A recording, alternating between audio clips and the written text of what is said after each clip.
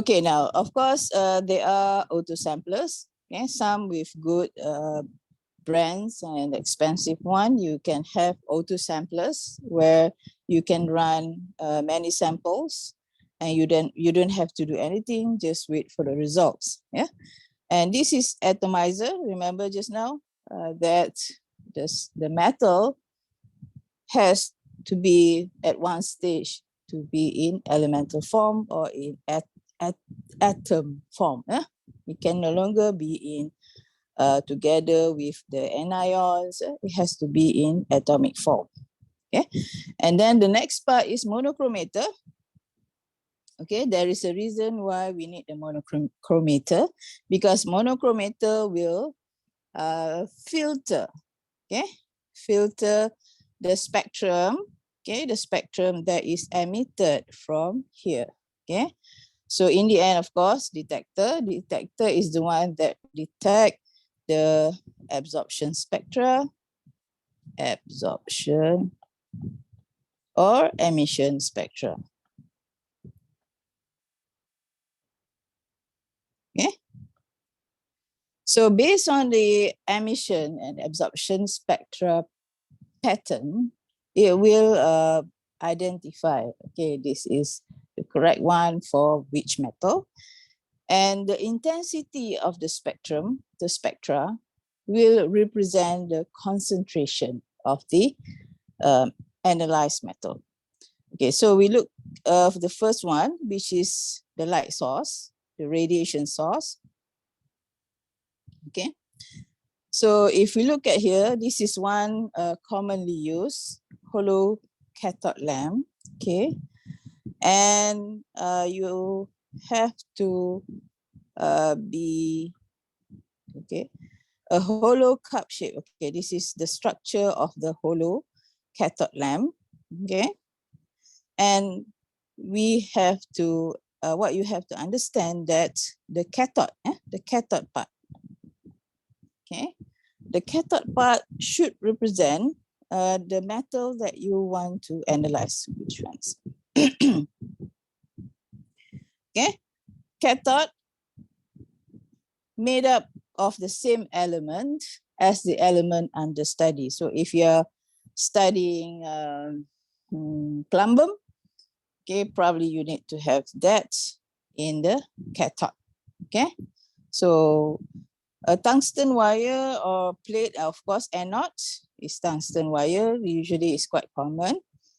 Okay, the most important is this one, yeah, the cathode one. Okay, because it has to suit the metal that you want to analyze. Why it is that is, okay, when it happened, okay, when the voltage is applied between the two electrodes, okay, the atoms, okay, you have also in the system argon gas or neon gas.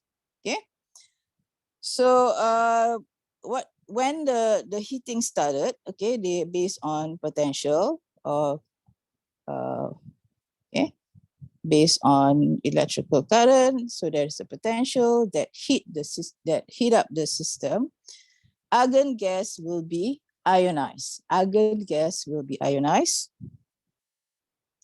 Okay, because argon and neon is quite easy to be ionized. Okay, so what happened? The ion gas will hit the cathodes. Okay, and there is, not to say removal of the metal atoms from cathodes, but it's actually excitation, excitation of the metal atoms. Okay, so the ion is like what we call collide. Okay, they hits the surface of the cathode, and the removal, the term removal is not really a correct term, but it's sort of excites the electron in the metal atoms. Yeah, so excitation of metal atoms referring to the electrons. So these metallic atoms then collide with highly, okay, this is the process, highly energetic gas ions, okay, Okay, and then the atom become excited. Okay, you're gonna have absorption spectrum, and the excited atoms can also eventually return to their original states. Yeah, because if we understand the process, the electron will go up. Okay, absorption, and then there is also what we call as relaxation process, where the electron will come down and emit the same amount of energy. Okay, so this is how we get absorption spectrum, spectrum and emission spectrum. Okay, so if you look at here, the gas, whether it's argon, okay, or neon, will be ionized, and it will be excited, and it will bombard the cathode. Okay, and of course the energy is now being transferred to metal of interest in cathode. So the metal is now excited. So what happened then? Okay, so this is what happened in the hollow cathode lamp. Okay, argon collide with metal, and metal excited, and emission spectra or emission radiation is produced. Emission radiation is produced. Yeah, please remember that emission radiation is produced. So this is the emission radiation from the hollow cathode lamp. Okay, so now after that is the introduction of sample. Okay, this is not yet the sample. This is only the metal. All right, this is only the light source. Okay, we are talking about the light source from here until here. So from the light source, there is an emission of spectrum. Okay, from the hollow cathode lamp, and the emission of the spectrum is according to the metal on the cathode. Means that the cathode is made with what metal, and the metal must match with the analyte that we wish to analyze. Okay, and now is the sample introduction. So this is where you start to sort of introduce using auto samplers and so whatnot. Okay, depends on your system. So this sample, okay, that contain the metal that you want to analyze, absorb the emission of the spectrum. Okay, absorb the emission of the spectrum released by the hollow cathode lamp.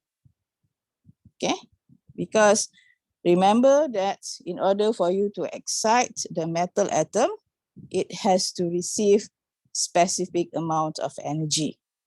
Okay, so that's why you have this process. You cannot just give a broad energy to your sample and expect you will get a good absorption of absorption spectrum.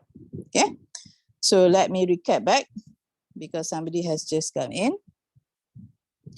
So argon gas or neon gas will be heat up, okay, produce argon gas ion, okay, and the argon gas ion will bombard the surface of the cathode, okay. So the cathode should contain the metal that we wish to analyze. Same metal, okay. I think this one I have point out the point. The cathode should be made up the same element as the element under study. So what happened then is the metal in the cathode will be excited.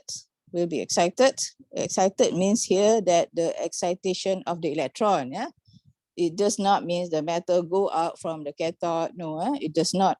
like seeing the metal go out from the cathode. It's only on excitation. So once the excitation of the electron happen for that metal in the cathode, it will produce excitation, and it goes down, produce emission spectrum. So this emission spectrum is the one that will produce energy to the sample. Okay, so now we have the whole process of radiation completed. Okay, now is to your sample. What happened to your sample? Okay, so I hope that you get the idea of how light source is functioning and why you need different light source for different metal. Okay, okay, so that is AAS. You require different light source. Now, what happened next is, okay, this is another, is apart from using hollow cathode lamp, you can always, of course, there are other types of light source. So in this case, it is called electrodeless discharge lamps. It still use argon gas, but I think the main issue is it exhibit better detection limits than hollow cathode lamp. I think the principle is almost similar, that you need to produce the light source need to produce emission spectrum to be absorbed by the sample. Yeah. So this is the light source. Now, if you notice that after the light source, you have this what we call as light chopper. Okay. So what is the function of light chopper?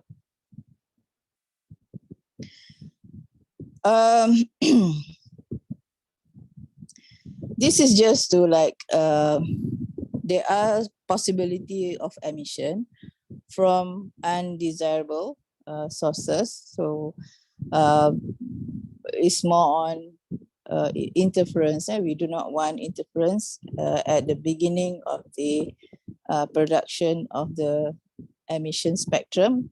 Okay, we wish to have a very clean emission spectrum. Yeah? We need to have a very clean emission spectrum. Okay, this one. Okay, so that's why you have what we call as light chopper. Only read the emitted signal from the flame. So from the flame, okay. See.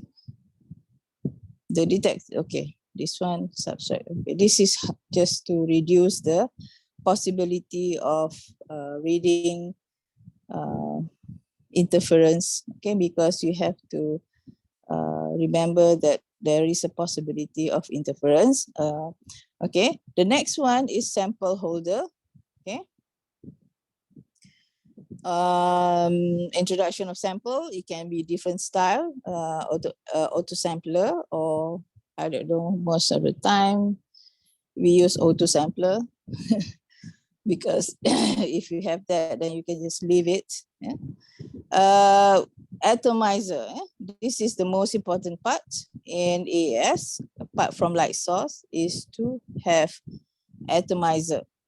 Okay, a very good atomizer, because if we do not have an efficient atomizer, then the reading or the analysis will not be very good. Yeah. So what happened at the atomizer? Of course, just now we remember about the solvation. Okay, and then we have changed into solids. Okay, the solution, okay, is drawn into a small tube. Okay, it is aerosolized. Aerosol means small droplets. So when the mist reach the flame, the intense heat breaks up the sample into individual atoms. Okay, so the final process called atomization. So actually, this is it's quite a long process. It's not that easy. As you can see from here, you have dissolution, you have vaporization, before atomization can happen. Yeah, so there are a series of steps that has to happen before atomization happen, right? Now, okay. So the first example of atomizer is electrothermal. So you can see the sample is dried at low temperature to remove the water, which is dissolution, okay? This one. And then the atomization happen, okay? So these are advantages, disadvantages, okay, that we need to know about electrothermal atomization. Some analytes, okay, these are some what we call as disadvantages. But the famous one, because it's, I think it's quite cheap, is flame atomization. Okay, so this is like you burn the sample. Okay, you can see that once the sample is aerosolized, nebulized, it will mix with fuel and it will heat up, okay, and atomize.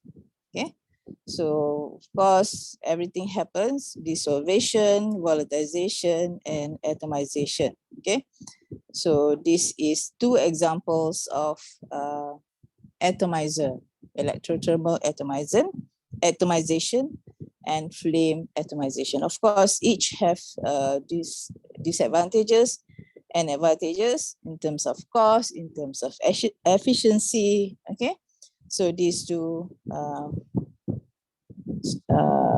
Now, if you buy, as I mentioned last week, if you buy a good machine, then they have this,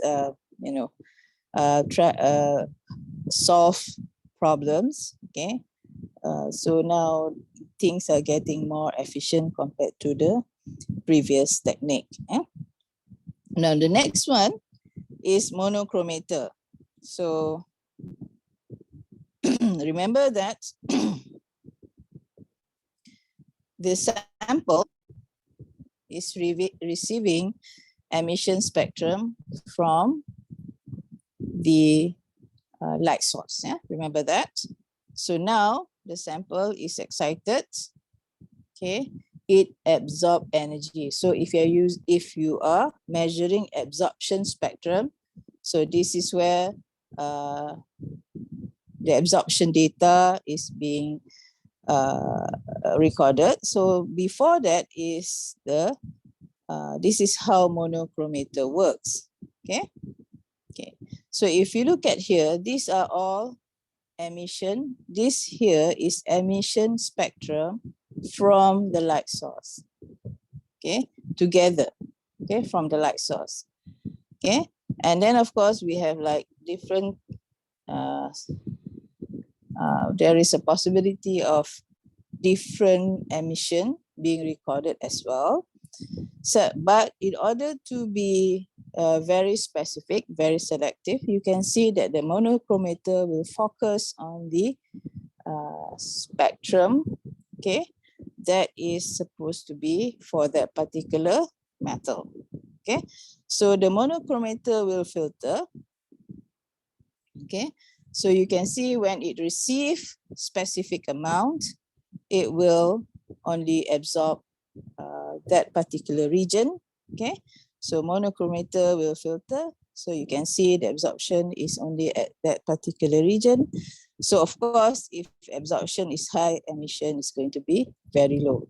So you can use either absorption or emission. Yeah, both can be used for the purpose of analyzing the metal.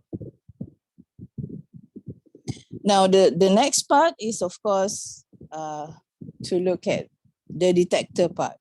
So the detector will detect the metal based on the specific absorption wavelength. Okay, and okay, you can see its wavelength, and also the intensity. Yeah? The intensity of the peak will represent the concentration. Okay, so this is the function of detector. So in the end, you will only observe the concentration being calculated automatically for you. You will not observe any spectrum, okay? But usually we can have the calculated concentration for you, okay? Depends on what kind of machines you buy. So these are the general instrumentation parts for AAS, yeah? Right. So any question for the instrumentation parts? These are all the general one. Of course, now different brands, they have their own innovation to counter the all issues. Okay. Do you have any questions?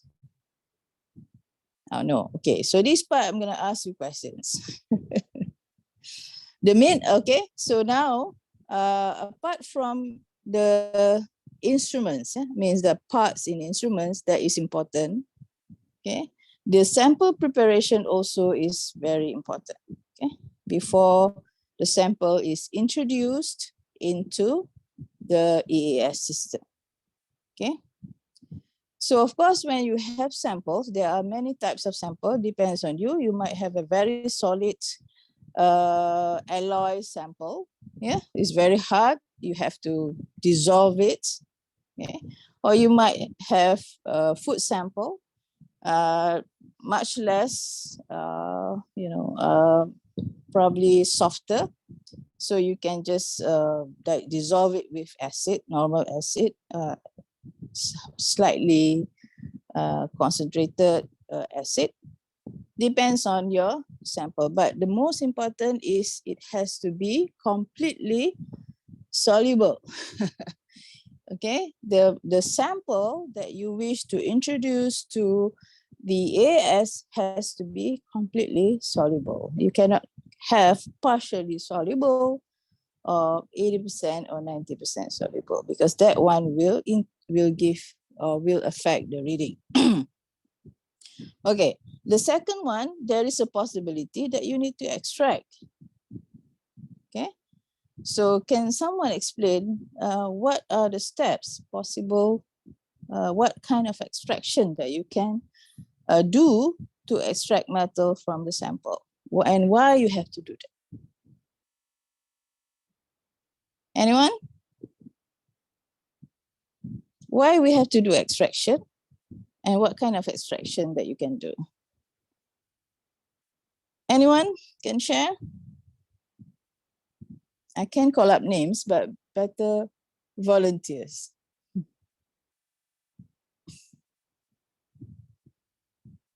Yes?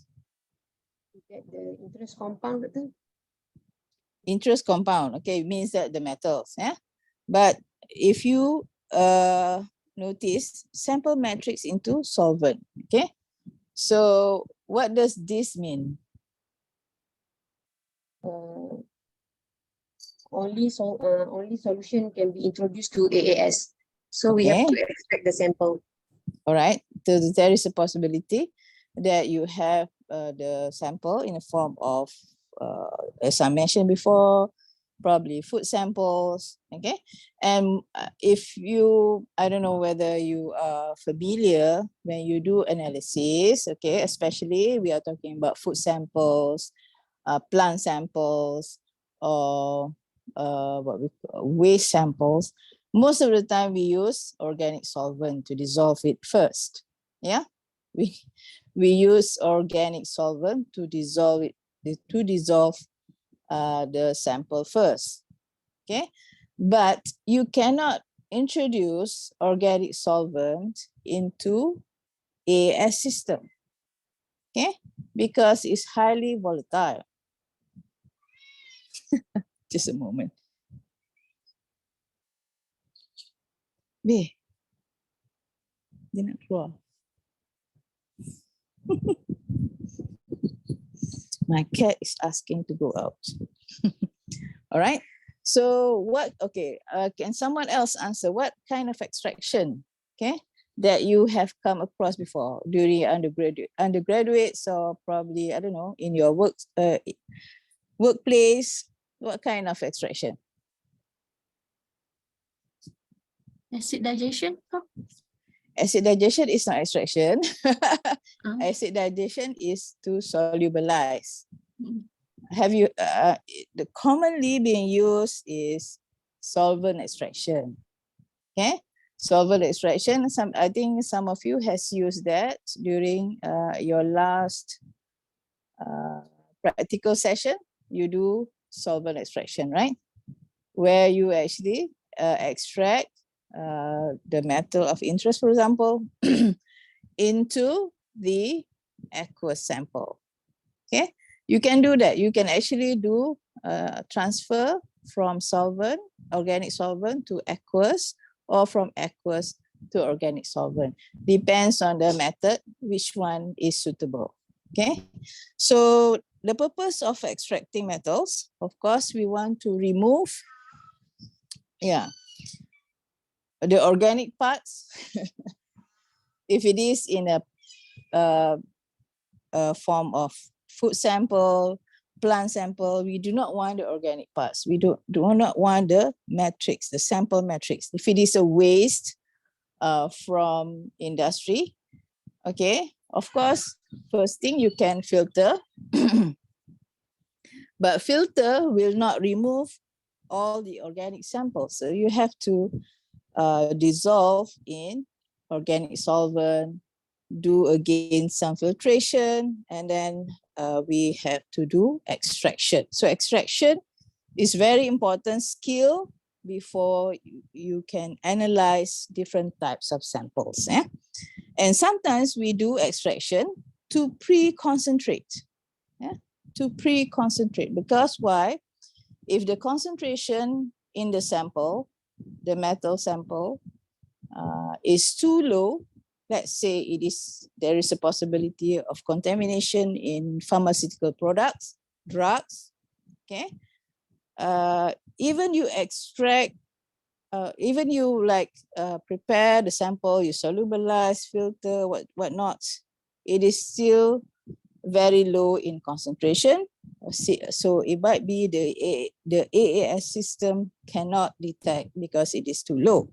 So you have to do pre-concentration by extracting, by extracting, and then you collect everything. So after the collection, then you can use the AAS. So the purpose of extraction, one is to remove sample matrix interference. Second one is to pre-concentrate. Okay, so I believe that this semester you are taking separation techniques, right? Many of you are, okay. Yep. Right. So separation techniques is very important. That's why it falls under subject that is compulsory. Okay. So we have solvent extraction commonly used, and for food we use hexane extraction and so whatnot. But then we also have solid phase extraction. Okay, so the extraction now is getting what we call as green, much greener now. Instead of using the hexane extraction, we try solid phase extraction. So these are very important for you to take note if you're taking separation techniques. Okay, so to separate a single analyte or group of analytes from other species, of course, if we are to analyze, because you remember that we can only use different specific types of light source for specific types of metals. So if you have interfering other metals, it's quite difficult. But if so, you have to do some study first, okay? If there is a possibility of metal A and metal B will absorb more or less a similar spectrum, then you're gonna have a problem. Okay, so we have to take note on that, and we have to do removal of that particular interference. Okay, and there is a possibility of Of course, if it is too concentrated, then you have to dilute. Okay. To separate different chemical forms of the analytes for individual determination of species present. So it's all about separation. Okay, if you notice that you need to do a lot of separation. So separation technique is a skill for you to do the sample analysis. Unless you are doing a very clean sample, tap water or clean water, but you only do you obtain river water, at least it is not contaminated, it's not dirty, then it's quite easy to work with, right? So sample preparation is very important. So this is basically what happened. You have the bulk sample, you need to grind, you need to sieve, you need to dry, okay? And then you have to solubilize, okay? You have to use a good digestion method, concentration adjustment, because if it is too concentrated, it can affect the reading as well. And of course, after that, you do measurement. But before this, you have to think about interferences. Yeah, a lot of interferences can be very troublesome. Yeah, all right. So the matrix effect is very something that you have to really think about. Okay, I mentioned about dry etching technique. So these are all the process of solubilizing the sample. Okay, so dry etching means that you put it in the oven first, dry. Okay, you can see remove the organic content, because if you heat the food sample, for example, the organic content will be converted into ash. So that's why it is called ash, dry etching technique. Okay, and before you can do any solubilization. Yeah, so this is suitable for organic related sample. Yeah, you want to analyze metal in organic sample. Okay, you can, of course, this is quite famous, which is wet digestion. You use concentrated acids, yeah, to chemically digest the sample. It's quite easy. You just put it in the, you just put acid into the sample, okay? And of course, you can dissolve that, filter, okay?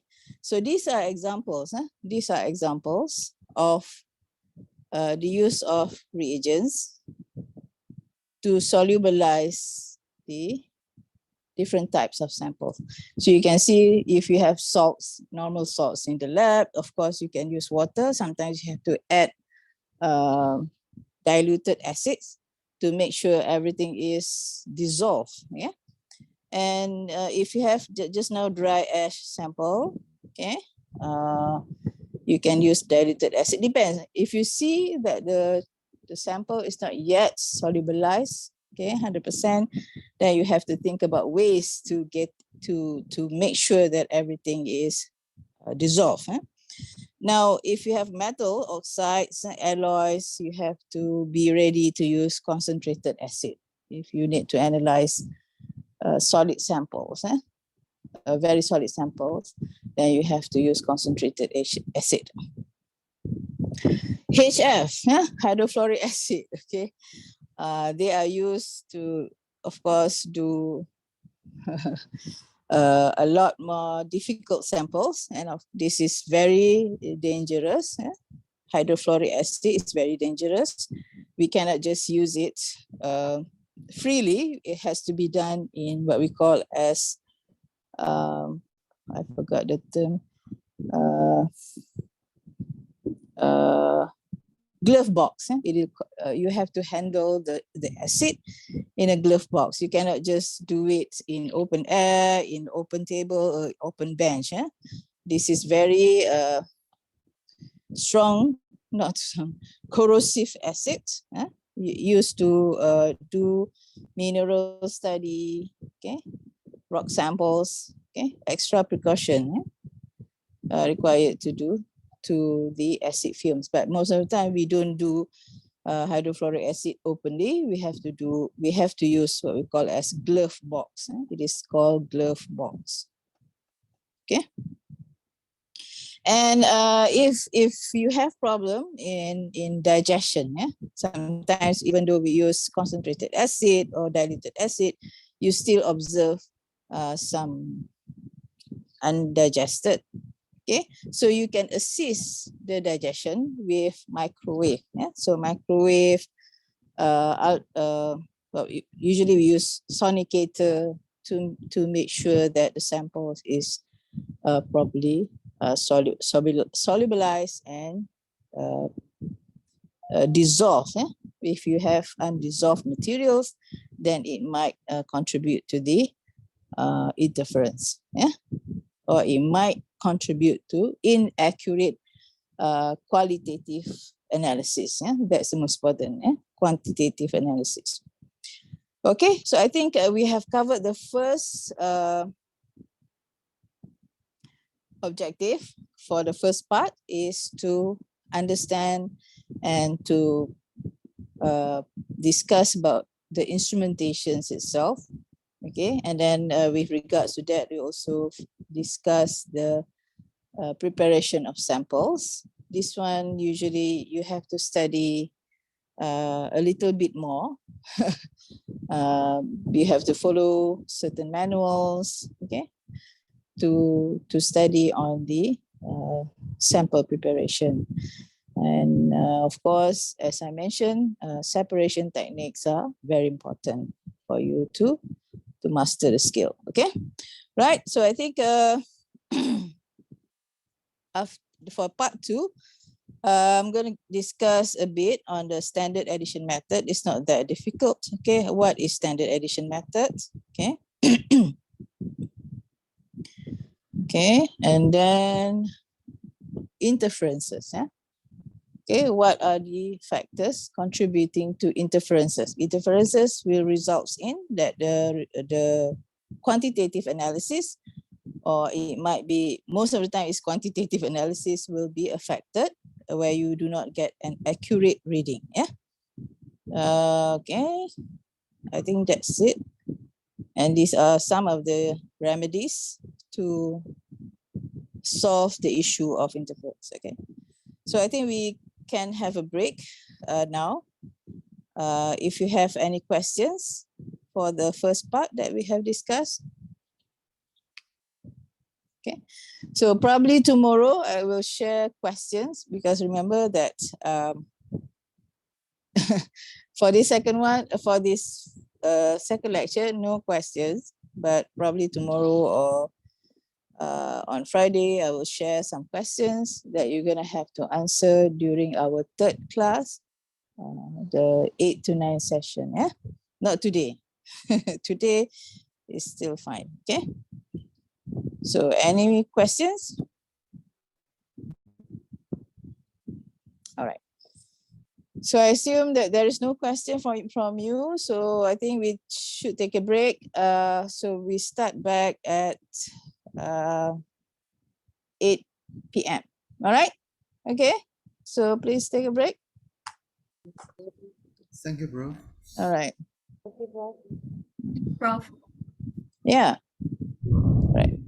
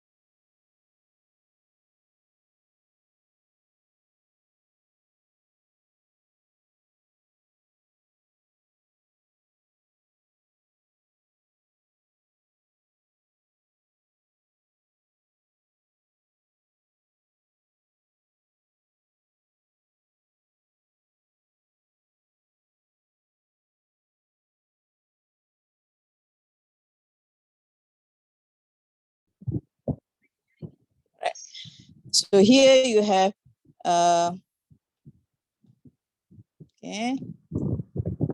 yellow colored solution, which is a standard solution that you can prepare directly, for example, from plumbum nitrates, stock solution. Stock solution means that it is a highly concentrated, high concentration solution where you can do serial dilution.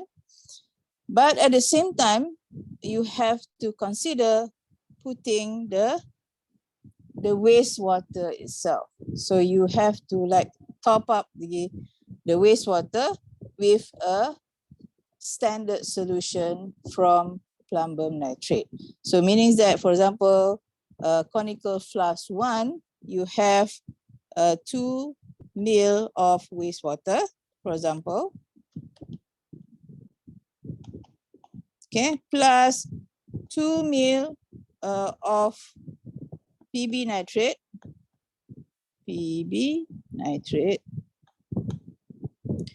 with concentration of 10 ppm, for example. Okay, and then number 2, you also need to have 2 ml of wastewater, the sample that you want to analyze, plus different concentration or different volume of plumbum nitrate. In this case, probably you increase to 20 ppm, or you increase the volume. Okay, so you see that the amount of wastewater, the original sample, is fixed, okay, but the standard solution is increasing in terms of volume, or you can try to increase the concentration. Okay, so this is very important for you to understand how to prepare standard solutions. Yeah? Standard solution in order to construct calibration curve. So this is a very important step before you do AAS analysis. Okay, so of course, sample preparation and then calibration curve construction. Because if you prepare a wrong calibration curve, then you might get a wrong measurement in the end, yeah? Quantitatively. Okay. Okay.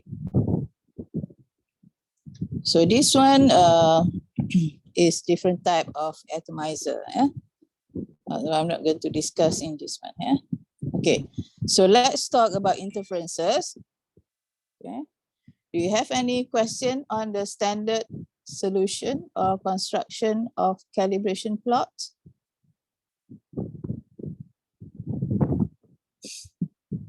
Okay, it's okay. So let's say the next one is to look at the factors. Yeah? What are factors affecting the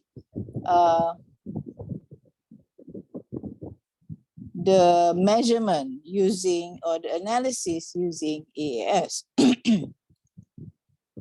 Okay, number 1 is of course chemical. Okay, you can see that metal, okay, they are of course with oxidation numbers. Okay, it's easy for us to analyze group 1, which is alkaline metal, and then group 2, alkaline earth metal, because their oxidation number is actually limited +1, +2. But if you do D block metals, yeah, if you are doing analysis for D block, okay, I hope that you remember your periodic table. If you do analysis for D block metals, they are with a lot of oxidation numbers. Yeah? They have many oxidation numbers. So they tend to have what we call as polycovalent cation. Okay, so I have an example, but not in this module. Okay, means that it has multiple charges. Okay, so this one will interfere with the absorption of energy. Yeah, it will interfere with absorption of energy. So we have to be able to clean up, okay, which cannot decompose. Okay, this result will always be low. A chemical interference may exist while analyzing. Okay, we have this issue of analyzing polyvalent cation. Yeah.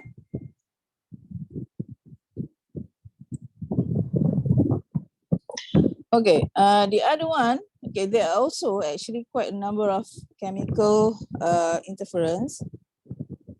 Just a moment, yeah, to silence my phone.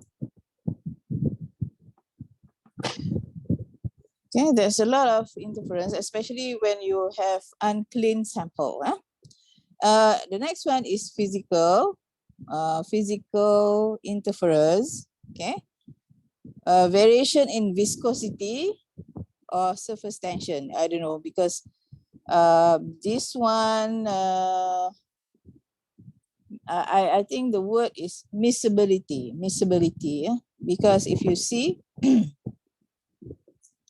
from here, you can see that the waste sample, which is red, and the stock solution, which is yellow, of course, they have different a bit of different physical properties. Yeah? So they might be not really miscible. Okay, so you might have that issue. So when you deliver the samples, okay, you have unequal rates of delivery, means that it is not transported or being atomized in one shot. You have a series of, because of the movement, probably the wastewater is more viscous compared to the standard solution, because it is prepared from water, is very clean. So you might have the issue of viscosity. So the waste samples might move slowly into the flame and atomize a bit late. Yeah. So you can see clearly we have two different characteristic of solution. So that might happen. Okay. So how do you do this? Of course, you have to mix them. You have to mix them thoroughly, so make sure that there is no like separations or whatnot from the preparation of the standard solution. And one of the biggest issue is ionization. This we have to go back up. Okay, because what we want in the process of analysis is atom. Okay. All right, because okay, we only want atom because we are using atomic spectrum analysis. We are not analyzing ions. Okay, so if we have ions in the system, then you're gonna have interference. Okay, so remember, these are all about energy. Yeah, so if there is any foreign things, including ions, okay, it will interfere with the absorption of the energy. Okay, so caused by ion formation in the flame. So we do not want this to happen. We do not want the metal to form ion. We just want the metal to be atomized. Yeah? So this one, we'll look at whether we have the okay, remedies for ionization. Usually the companies who supply this AAS, they have counter this problem. So they actually know how to avoid the ionization. Okay, background absorption. Okay, usually this is unvolatilized particles. Yeah? That is not volatile. That of course contamination that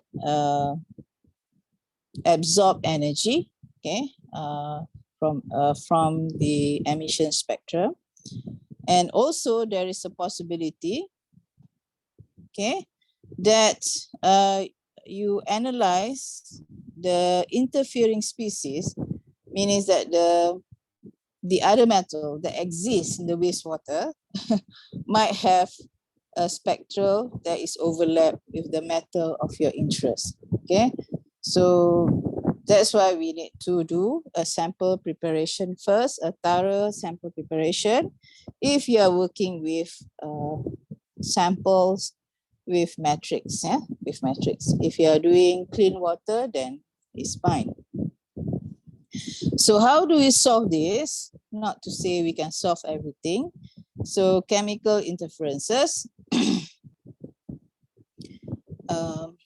Because metal, okay, we analyze usually because we use AAS to analyze metal, okay. We can use chelating agent, chelating agent, EDTA.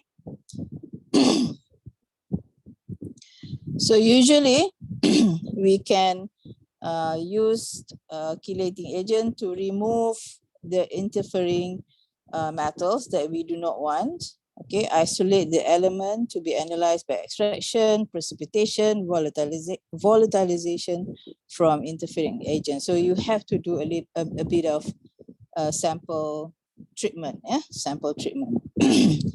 So EDTA usually we when we separate, we use EDTA to chelate with the interfering metals. But it's not that easy because EDTA will chelate with a lot of metals, including the metal of interest that we want to analyze. So it's going to be not practical. So physical interferences, okay. Just now, physical interferences is due to viscosity. So I mentioned about you have to make sure it is thoroughly solubilized, okay, thoroughly mixed before you can do the analysis. So sometimes, okay, dilution of samples is good because if you have a very high concentration, then the viscosity will be affecting the delivery of the samples to the flames. The movement of the samples to flames will be slow, and you're gonna get what we call as a series of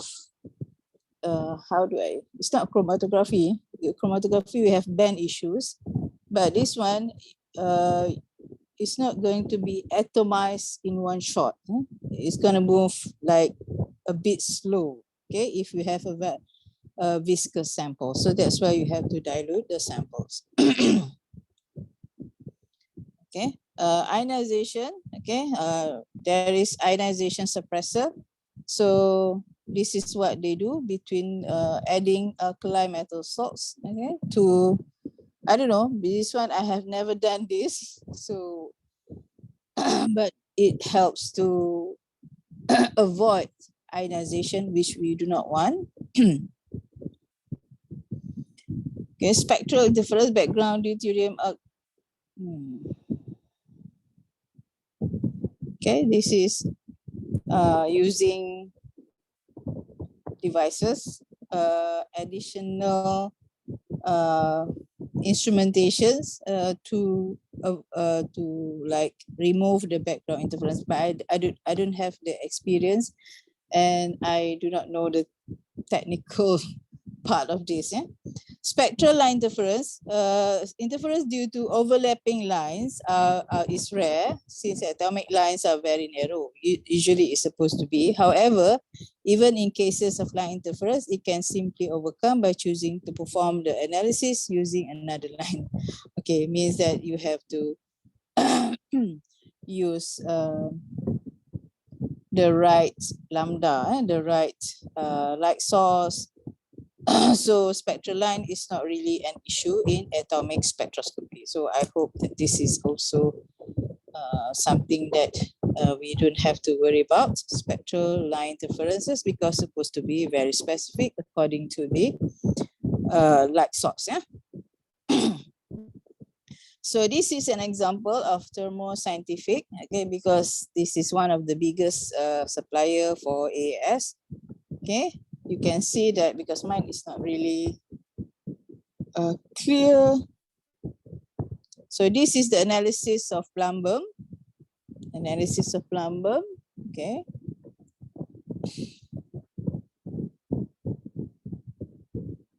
So you can see that you have to construct the calibration plots by preparing standard solution. Calibration curve generated from standard known concentration means a standard solution, and then you run the standard solution together with the samples. So these are the standard spots. Okay. So the calibration plot will be generated for you by the machines. And this is the samples that you analyze. So the concentration, as you can see, is given. I don't know, I cannot see the unit. It's milligram per liter. It's actually ppm. Yeah?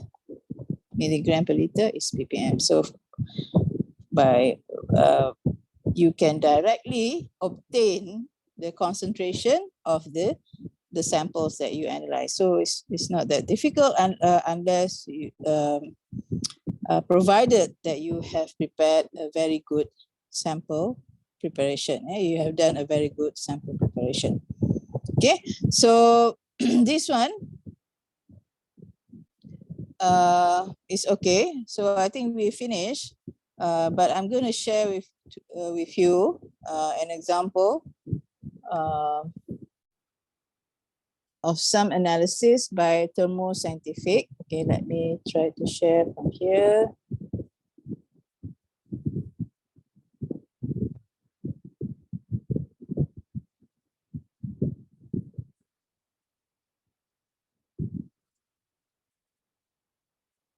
Just a moment.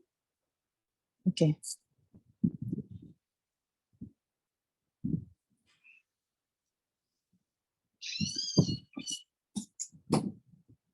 Okay.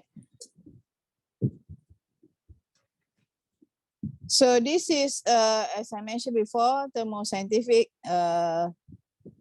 Thermo Fisher is one of the main supplier or main producer of AAS. Okay, so let's look at example of cadmium analysis in food sample. In this case, is chocolate. Okay, I don't know why there is a possibility of cadmium in chocolate. Why? I can't think about it. Okay, so this is an example of the analysis talking about the thermoscientific spectrophotometer, and you have the introduction of cadmium and how it is contaminating, probably the source of contamination from for cadmium. We have in cadmium in steel, cadmium as pigment in plastics and glasses, and also production of batteries. Yeah. So here, I don't know how it goes to chocolate. Okay. All right. This is the effect of cadmiums. Okay. And here, just a moment. Let me make it bigger.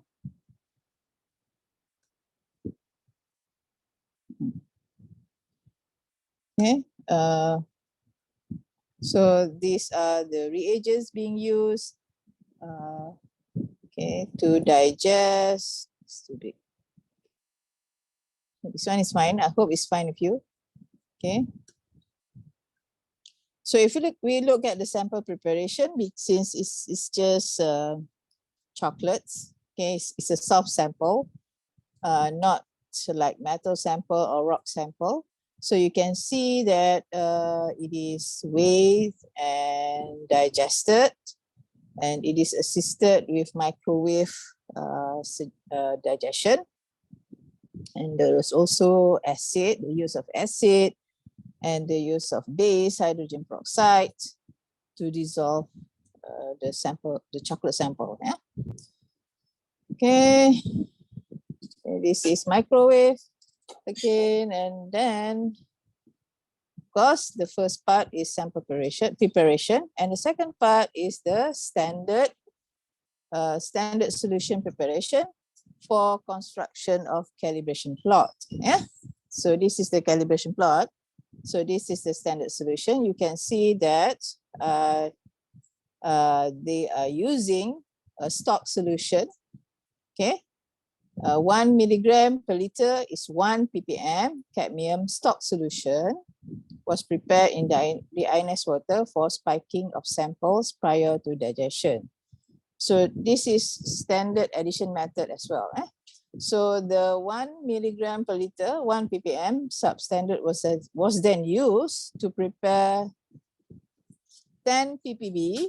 Okay, this is 1 ppm. 10 to prepare a series of diluted solution, 10 part per billion for calibration.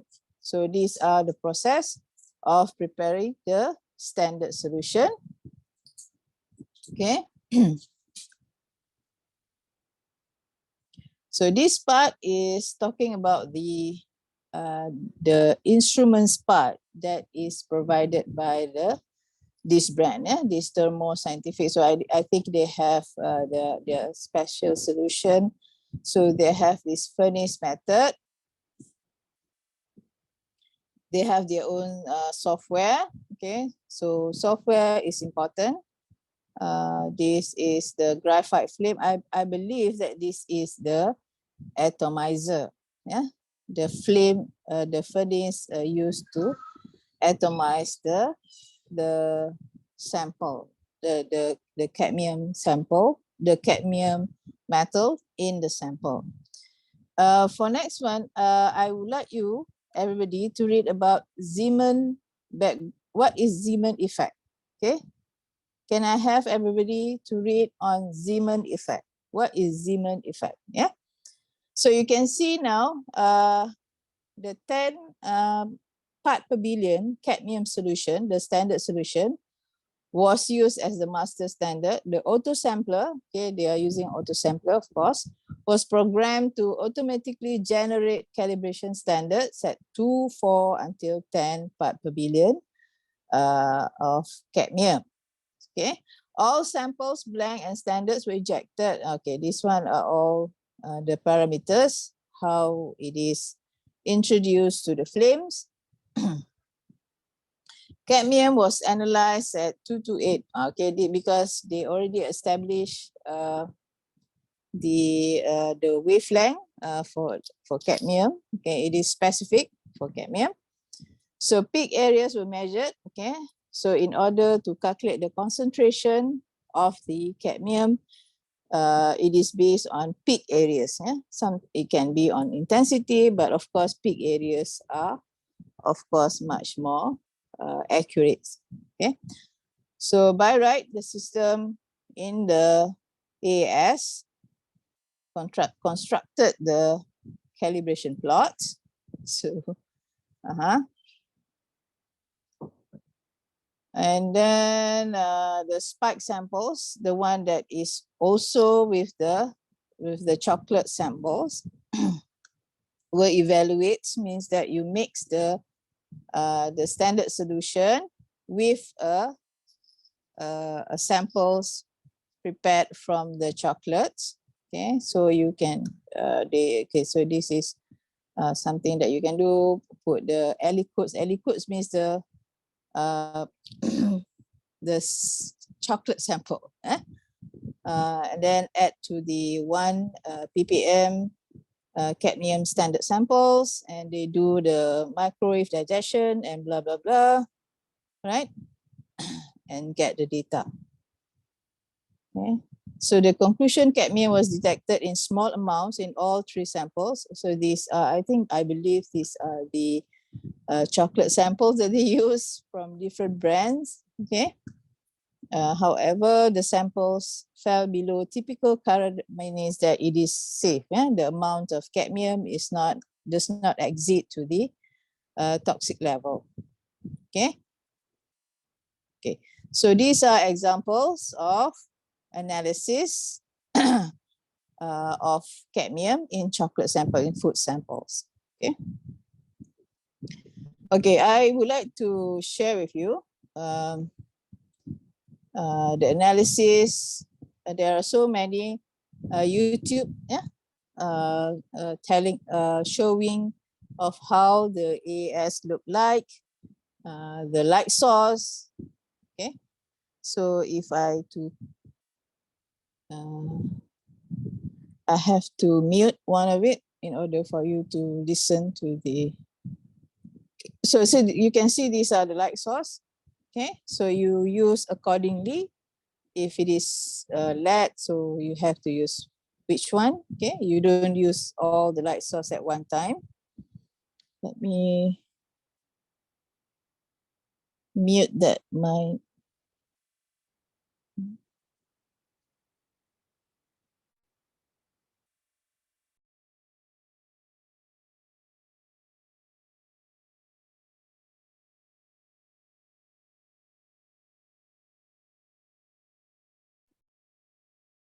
Excuse me, bro. So it won't let me do it with the flame open, but now we have fire. So within that burner right now, it's just drawing up a little tiny bit of water. And what we can do is we can remove it into the air and you'll hear the sound of the flame change as it's not having to evaporate water anymore. And it changes, so we go back into millipore. And so the millipore just keeps everything nice and clean. Settling and airline coming in. We have a computer for capturing all the data, all the different parts. We have our water bottle in the sipper tube, which introduces the sample into the flame. For here is the different light sources. So every instrument has a source, sample introduction, and a detector. So these are the sources. Each one of these is specifically designed for the metal you want to analyze. So we're looking at lead, and sure enough, the lead lamp is on and warmed up. So that light goes up into here, gets collected, and comes through this part. And once this gets going in a second, the burner actually right there will be lit up with fire, and the light will come through. Our sample gets taken up, the water gets removed and goes through the burner. Sample gets excited by the light, and all the light emitted gets collected over here, where there's a detector. The detector sends. Okay, you can also see this is another supplier, Agilence. Yeah. It over to the computer, and we read that data out as a number. So it won't let me do it with the flame open, but now we have fire. So within that burner right now, it's just drawing up a little tiny bit of water. And what we can do is we can remove it into the air, and you'll hear the sound of the flame change as it's not having to evaporate water anymore. And it changes, so we go back into millipore. And so the millipore just keeps everything nice and clean. Eventually, we're going to blank it out with DI water and then run the samples through.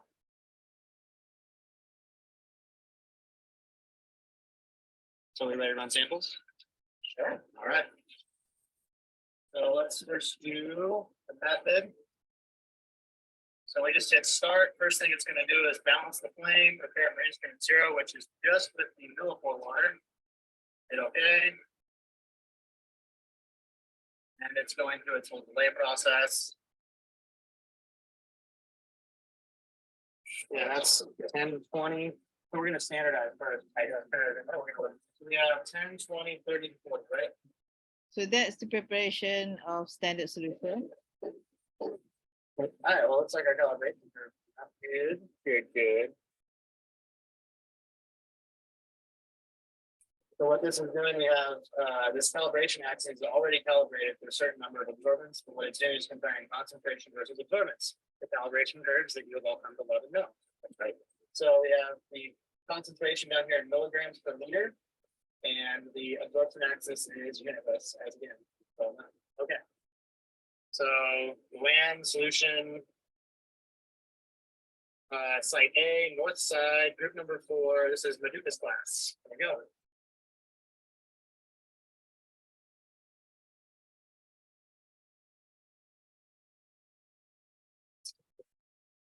Try and leave it towards the top because it has a lot of sediment at the bottom. Oh, I see. You can see the color.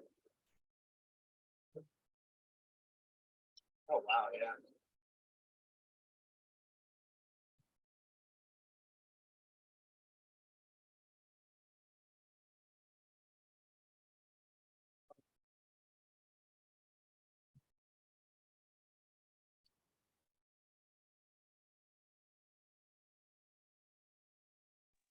So I think, okay, so I think you can watch the video at your own time, okay? There are so many videos, even it is in animated form as well, okay? Okay, so for you to understand, this is animation. It's quite easy for you to understand. When you type AAS, you might, okay? All right, so these are all very good videos that you can have a look at. Heavy metal analysis using AAS, even a sample preparation as well, okay? So the last part will be, I'm trying to show you the textbook. Yeah, so it's good for you to have a textbook. Okay, so I'm suggesting this. You can have any spectroscopy, spectroscopy book. Yeah, you can own one to do analysis. So inside the spectroscopy, there are UV visible, there are FTIR, of course, and there are NMR. So it's good for you to have one. But for the instrumental parts, there is another one that I'm suggesting, which is Cook, Principles of Instrumental Analysis, SCOOP. So this is very important for you to at least have, okay, especially